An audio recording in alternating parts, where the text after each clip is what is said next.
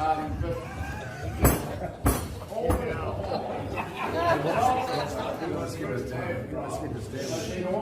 afraid I can't make this thing work. However, it is my great privilege to introduce the entertainment this evening, because Plymwicks, Ship's Own Dramatic Society, you didn't know that Sods Opera stands for Ship's Own Dramatic Society, with their presentation of HMS. Right, I think we're ready, ladies and gentlemen. Sorry to spring this onto you, Captain. Loafing bastard. Loafing bastard. Captain Loafing Bastard. But I thought that we needed to deal with this matter straight away.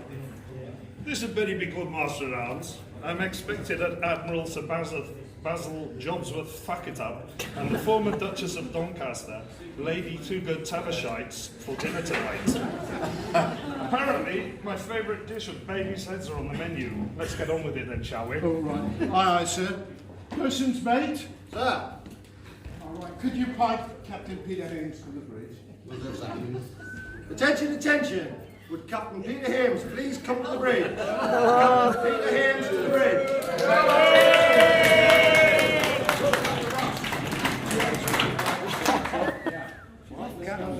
That's the wrong way, salesman.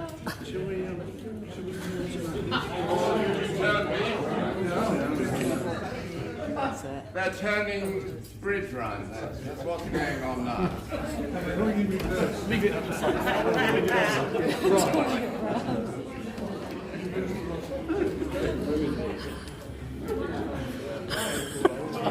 Can I carry on, sir? Absolutely. You should be asking me that. Something's I'll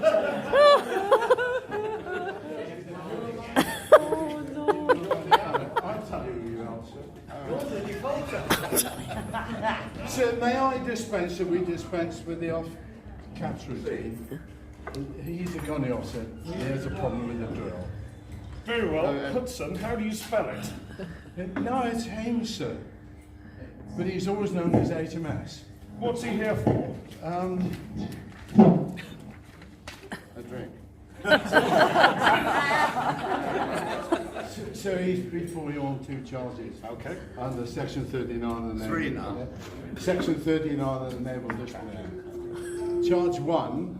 Shall we have him in front of the table then, Master at Arms? As he is an offender, shall we have him in front of the table? This is the front. Yes. And I'm at the side.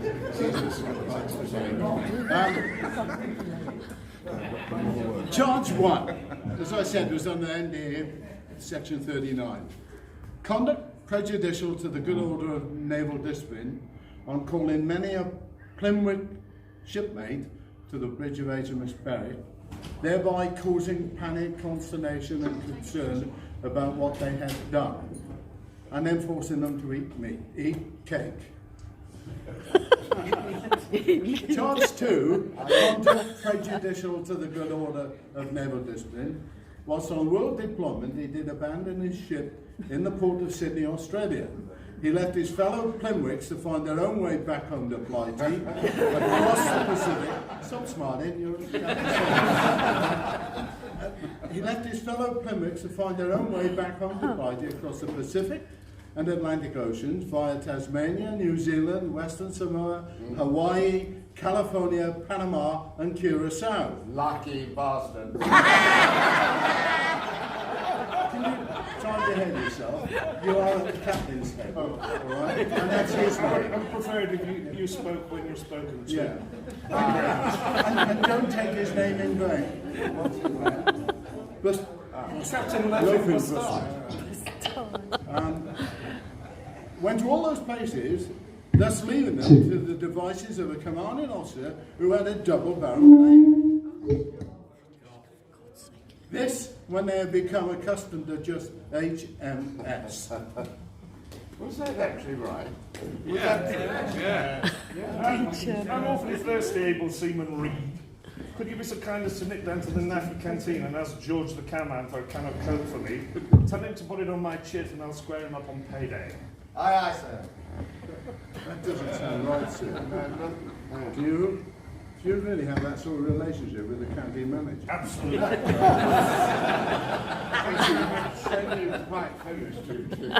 Thank you very much, Emil Stephen Feed. Are there any witnesses to Hodges' indiscretions, Master at Arms? It's hanged, sir.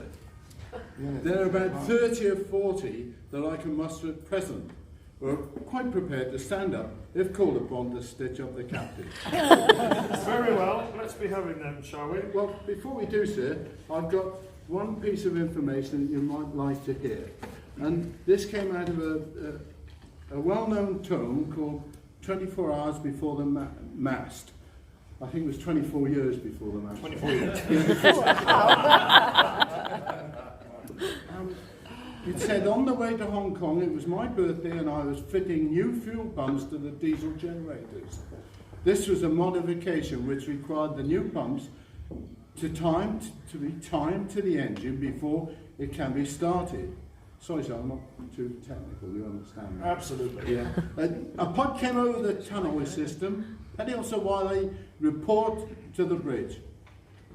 Up I go grumbling to myself, as I had wanted to get the job finished, and I was really quite dirty. Petty Officer Wiley, sir, said the officer watch. And the captain swung out of his chair, turning to me, said, I believe it's your birthday today. Yes, sir, I said. And you all dirty too.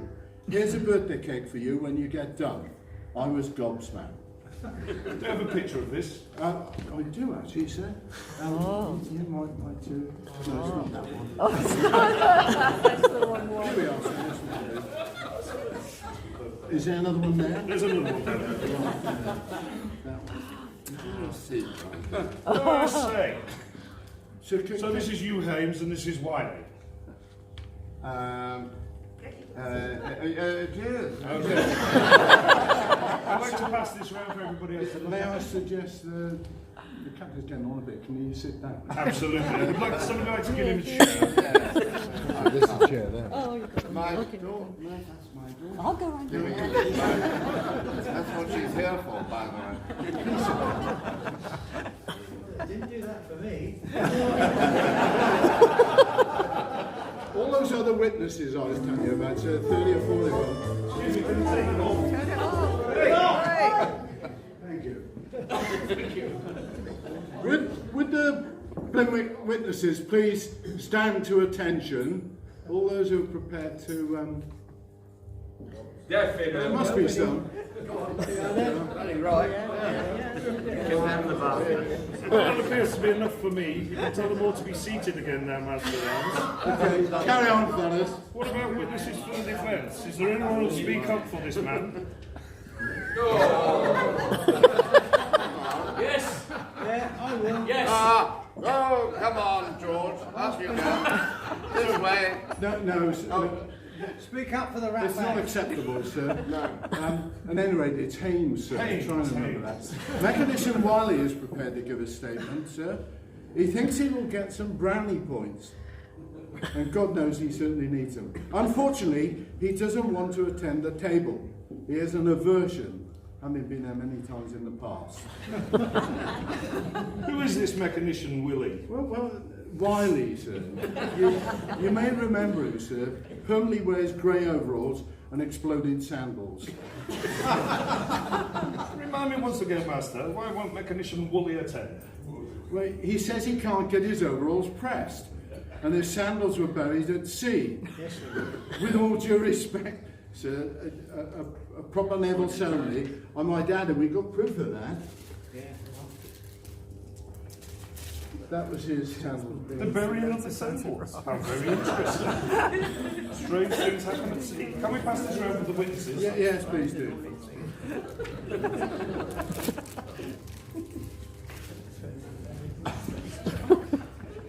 I think that's enough, sir, don't you? Okay, so what the devil's in Wiley's statement then? I read it out, sir. Shall I start again?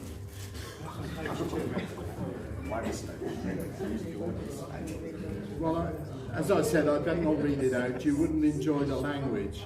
However, he does wax lyrical about his own in his own way about Captain HMS being a good egg.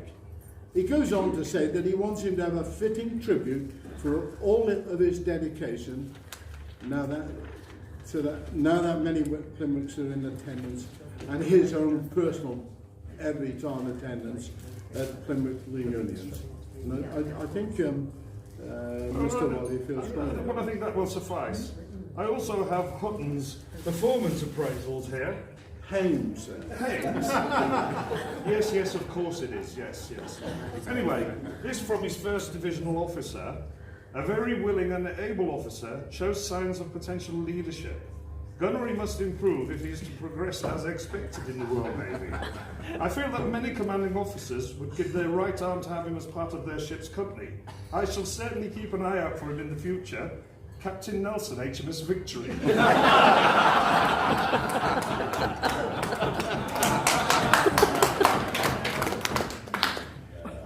Ship handling not yet up to scratch when entering and leaving harbour. We'll try him out in the more confined waters of Portland and Workington to see how it goes. A most likeable officer who has been known to put on a cocktail party to die for. Captain William John Stanley Anderson, HMS Dreadnought. Good knowledge of port and starboard as well as forward and aft. Ship's damage control and fire exercises need to be sharpened up considerably if he is to command his own ship. Commander Donald Trout, HMS Hood.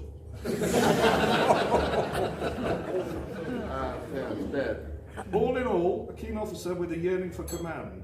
Very good at sports all-rounder, but has a tendency to goal hang when playing hockey. Vice Admiral Boyoff, HMS Sportsman. Captain Hingston, Peter, HMS, I find you guilty of these charges laid before me today. Excuse me, sir, I'm Hingston. Well, then what's this then? It's Hames, sir.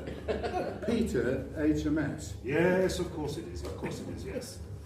Well, I'm impressed by the mitigating factors. This court has thought long and hard about what we are to do with you, and have a couple of ideas. Stand up. The judgment. Firstly, you must learn how your fellow Plymwicks felt on those occasions, so you are sentenced to receive a belated birthday cake.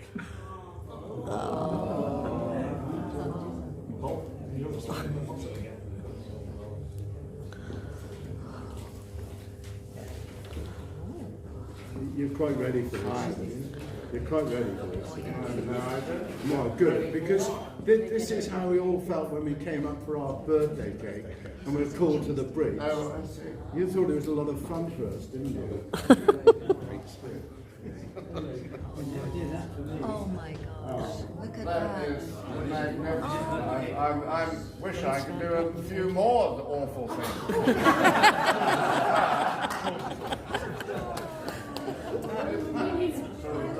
Thank you. You might have guessed it's something to do with 90.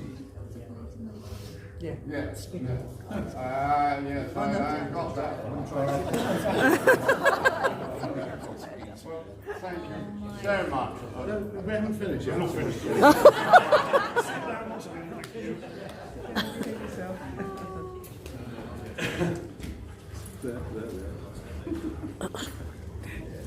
Secondly, you shall also receive a rendering from the Plymwicks Sods choir of a happy birthday. Oh, yes, please.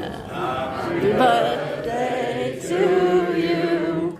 Happy birthday to you. Happy birthday, dear Peter. Louder. Happy birthday to you. That's more like it. Thank you. Please be seated. Quiet in court. I am. Well, we couldn't take the risk of lighting 90 candles, as the ship's firefighting party are a tad rusty, and POMEM Dow is not with us this evening.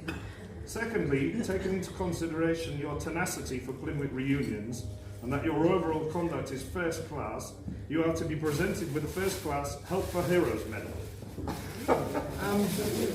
I think there's someone in, one of our guests is Pippa Haynes, I believe.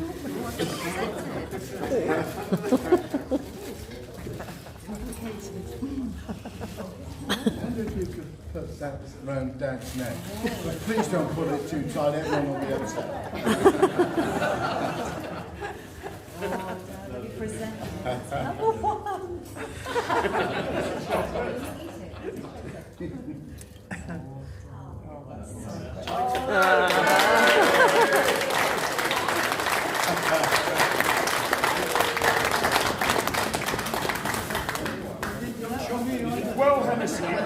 Well, Hennessy, I hope that this has been a salutary lesson for you. I should hate to see such a promising career end before it's even got on track. Don't let me see you up in front of me again.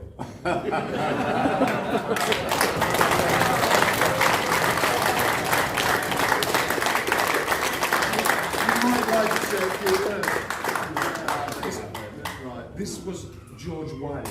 He's instigated this, he's made the dice, he's brought the cake. And he was going to be in this Sods opera, but sadly he's in hospital. But you have George to thank for the organisation. George contacted Phil, Phil wrote the script, I had some bits of the script. But we've not, this is the first time we've gone through this together. We've not Oh, that doesn't matter. One. It's hard to read. I shall never forget it. Good. And I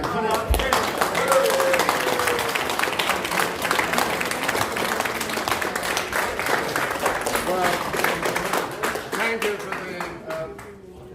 the choir. No, the choir, yes, the choir was there. Oh, yeah. Yes, you was. And the other people who were, but they tried hard, and I shall remember it to my dying day. Good. Thank you very much.